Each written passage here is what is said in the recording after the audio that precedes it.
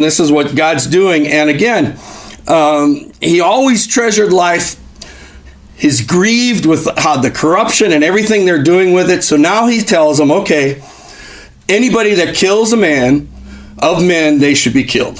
Any animal that kills a man. Because, why?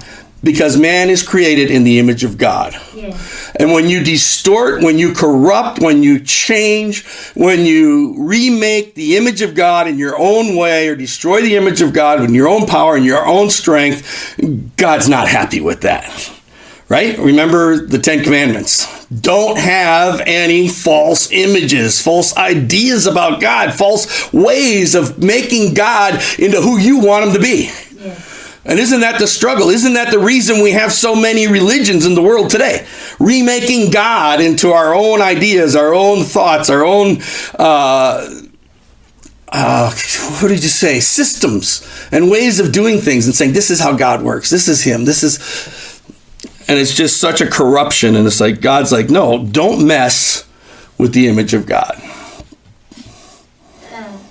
There are many types of images, not so much as like a Buddha or something else that you would bow down to. Right. In the modern technology that we have now, if you tie yourself down to anything, computer or something else that you want to do, and you put that in place of God, that you pay so much attention to it that you forget God, that is an image comparison.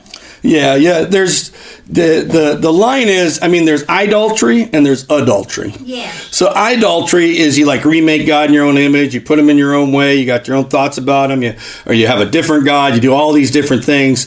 But the adultery side of it is where you have something else that replaces God, like you're talking about. You know, it's more important to see who wins the sports game today than it is to worship God, to serve God, and you put priorities on these other things other than God. I mean, even family can be something you put above God. There's so many things that you can put above God, and that's where you get into the adultery. So, it's a little different than the image idea, but it's replacing God. Yes, it is. And the image is doing the same thing, isn't it? It's placing our ideas, thoughts, looking at God and changing him in our mind, and then it can be changing him in our actions, in our worship, in our service. And they're two different things, but they're really, it's almost like two sides of the same coin.